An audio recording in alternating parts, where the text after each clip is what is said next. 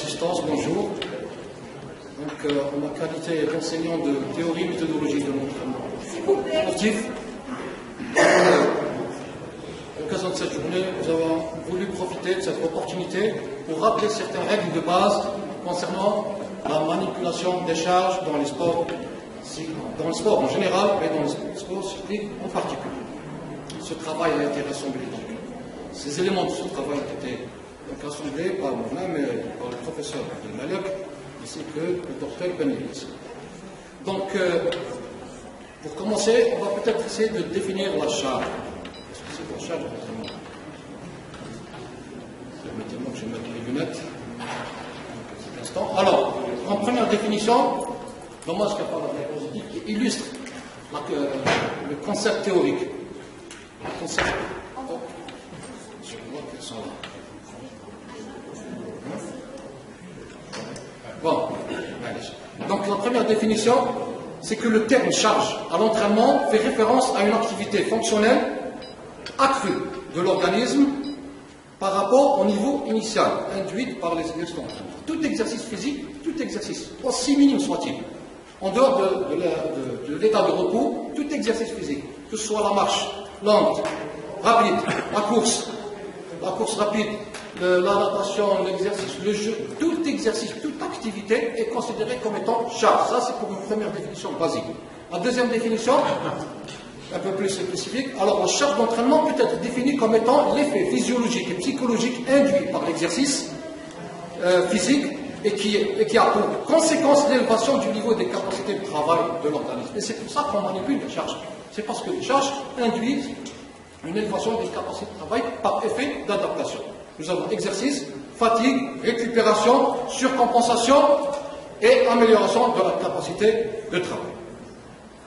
Son rôle, c'est quoi le rôle de la charge? Donc, la charge à l'entraînement provoque la fatigue qui stimule le processus de récupération ainsi que le phénomène de la surcompensation.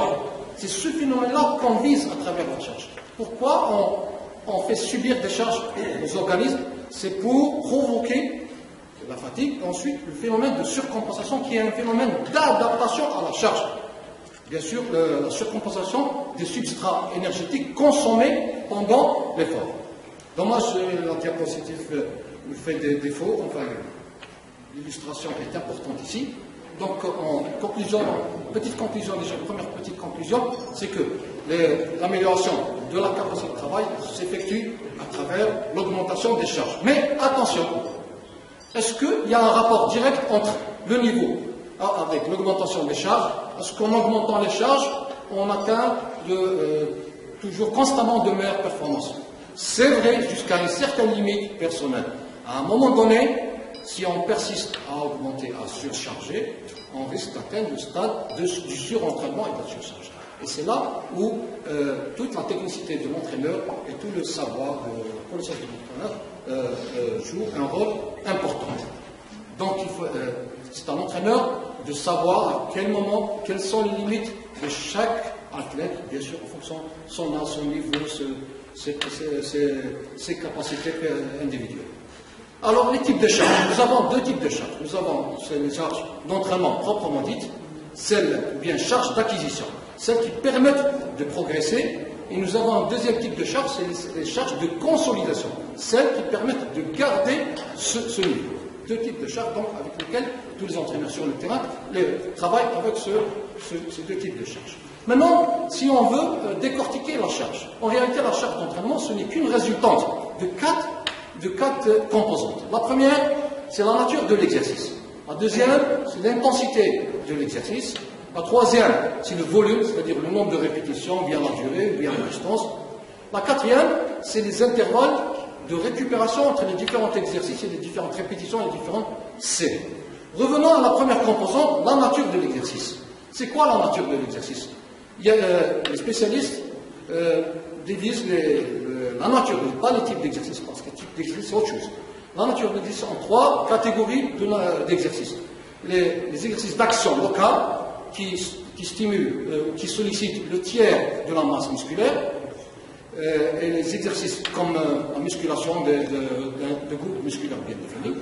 les exercices d'action partielle qui sollicitent entre 1/3 et 2/3 de la masse musculaire corporelle globale, course, bicyclette, etc. Et exercices d'action globale, plus de 2/3 de la masse musculaire. Bien sûr, dans le bassin, donc les spécialistes peuvent, donc le fait de nager uniquement avec les bras, sans les jambes, c'est un exercice d'action, on va dire, partiel. Par contre, nager avec l'action complète de la en papillon, par exemple, là, nous sommes dans l'action globale. Et effectivement, et bien entendu, la charge est d'autant plus grande que la nature de l'exercice est d'action partielle ou globale. Les exercices d'action locale, leur effet d'exercice est moindre que les autres. C'est des graphiques qui illustrent ça, mais on va essayer d'expliquer quand même. L'intensité maintenant. La deuxième composante, c'est l'intensité. Les spécialistes ont réparti l'intensité ou bien ont modélisé l'intensité en 4 niveaux, en plus du niveau d'échauffement, c'est-à-dire le niveau modéré de l'échauffement, vient juste après la puissance limite qui correspond à 50% de la puissance dite maximale, qui correspond à 50% de la puissance maximale aérobie. C'est ça qui correspond à la distance du 1500 mètres en natation. Vient au-dessus la puissance critique. C'est la puissance maximale aérobie, c'est-à-dire que l'athlète est en train de nager avec ses capacités aérobies au niveau maximal, et là, il est obligé de solliciter les processus anaérobies en même temps, donc comme le 400 et le 800 mètres. La puissance d'épuisement anaérobie, dite anaérobie lactique. Là, nous sommes dans le 100 mètres et le 200 mètres, pour tout le style. Et la puissance maximale anaérobie lactique, c'est le 50 mètres libre. Il y a en natation, je crois que le crawl, où il y a le 50 mètres. Donc, voici les 4 niveaux, les 5 niveaux, les 4 ou les 5 niveaux de puissance. Ça, c'est la deuxième composante de la charge. Le troisième, c'est le volume. C'est la quantité de travail. Donc, bien sûr, j'ai oublié de dire que, bien entendu, si on est dans la puissance maximale, ou bien la puissance d'épuisement, effectivement, la charge va être beaucoup plus importante que si on est dans la charge critique ou plus basse que ça. Donc, pour ce qui est du volume, bien entendu, les volumes vont des volumes les plus réduits, des exercices qui vont de 15 secondes, de 1 à 15 secondes. Ça, c'est pour les exercices d'intensité très élevée, mais de durée très réduite, aux exercices allant de 15 secondes à 3 minutes. Et au-delà de 3 minutes, nous sommes dans les grands volumes. Et bien sûr, le volume ne se mesure pas uniquement avec la durée, mais aussi avec le nombre de répétitions et le nombre de séries. Donc voilà, ça, c'est pour la troisième composante. La quatrième composante, c'est la durée et la nature des intervalles de repos. Bien entendu, là aussi, les spécialistes ont catégorisé la nature de l'intervalle de repos en 5 natures de repos. Alors, le repos prolongé, le repos, c'est la restauration complète et surcompensée des capacités de travail. C'est-à-dire, on attend que la tête revienne à son niveau initial et même que la surcompensation s'entame.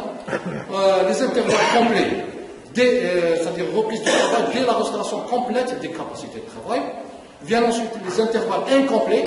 Là, l'entraîneur entame la deuxième charge avant que la récupération n'ait totalement entamée. Et viennent enfin les intervalles réduits. C'est quand la charge suivante intervient au moment où la récupération n'a pas encore, à peine été entamée, l'entraîneur peut charger encore. Mais attention, ces deux derniers types d'intervalles de repos sont utilisés uniquement avec le très haut niveau, où les capacités de l'organisme sont déjà bien adaptées pour supporter ce genre de charge. Donc c'est surtout à ce niveau-là qu'il va falloir faire la différence entre les petites catégories et les grandes catégories, les confirmés et les apprenants, ou bien les débutants. Donc c'est surtout à ce niveau-là qu'il va falloir faire attention dans la manipulation des charges.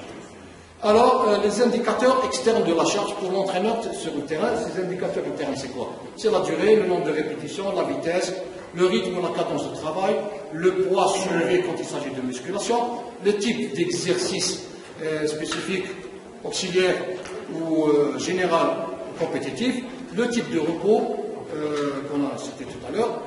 Alors, les indicateurs internes, par contre, l'entraîneur peut aussi utiliser des indicateurs internes. C'est la fréquence cardiaque, la ventilation pulmonaire, la consommation d'oxygène, la concentration sanguine de lactate, et bien sûr, ça nécessite des moyens beaucoup plus approfondis.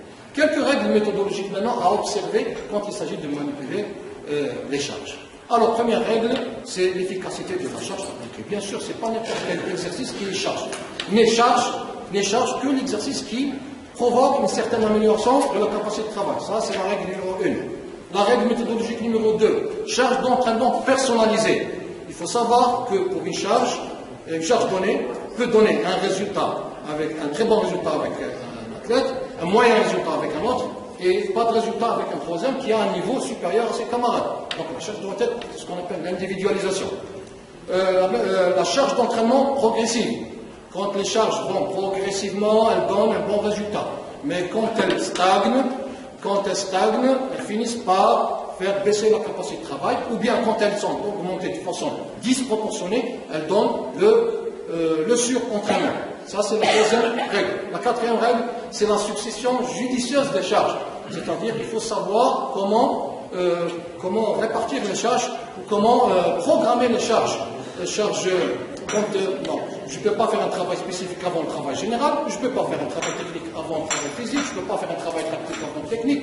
Donc toutes ces règles-là que l'entraîneur doit respecter, c'est-à-dire une bonne succession pour obtenir un bon effet de ces charges appliquées.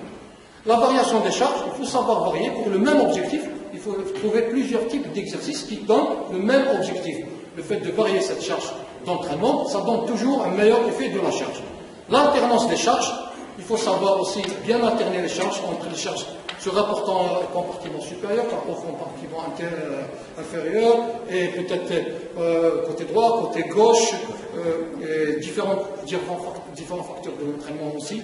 Donc il faut savoir alterner de façon à favoriser la récupération d'un groupe musculaire par rapport à un autre, pendant qu'un groupe musculaire est en récupération, l'autre est en train de travailler. Donc ça, c'est la sixième règle. La septième règle, c'est le rapport optimal entre charge et récupération. Il faut absolument, là c'est le facteur le plus important dans la manipulation des charges, c'est savoir ne jamais oublier que le repos fait partie de la charge. C'est ce qu'on oublie. Le repos, c'est pas une perte de temps, ça fait partie de la charge. Si on se trompe dans le dosage des intervalles de repos et des intervalles du repos entre les séances, le nombre de séances qu'on prévoit par jour ou bien par semaine, tout ça, c'est le facteur, c'est ce qu'on appelle l'alternance entre charge et récupération. La charge continue. La charge doit être continue. Bien sûr, on a tous constaté que lorsque la charge est discontinue, à un moment de si l'athlète s'arrête de s'entraîner, tout l'effet du travail est perdu. La neuvième règle, c'est la charge périodisée. Il faut que la charge passe par une sorte de périodisation, une augmentation, une stabilisation, une réduction, une reprise de l'augmentation, une stabilisation, etc. L'effet ondulatoire favorise l'effet positif des charges. La dixième règle, c'est la régénération des charges. On a tous, malgré le respect de tous les principes précédents, il arrive parfois un moment où l'amélioration de la capacité de travail ne suit plus, pour des raisons de saturation. Pour relancer cette amélioration, il est recommandé de procéder à la régénération des charges en insérant une rupture de travail relativement prolongée, après quoi l'amélioration de la capacité de travail se rétablira. On a tous vu des athlètes qui ont quitté l'entraînement, ceux qui ont été saturés par l'entraînement pendant une période prolongée, 6 mois jusqu'à une année blanche, et puis revenir avec de plus grandes capacités. La 11e règle, c'est la charge adaptée à l'âge. Bien sûr, là, les entraîneurs des petites catégories doivent faire très très attention, ne pas considérer l'enfant comme un adulte en miniature pour le remplissage. Ce n'est pas une course, c'est une maturation. Donc il va falloir maturer les enfants vers la performance. Et là, même si effectivement il y a un effet, il y a ce qu'on appelle la performance précoce dans certaines disciplines, notamment la natation et la gymnastique, mais toujours est-il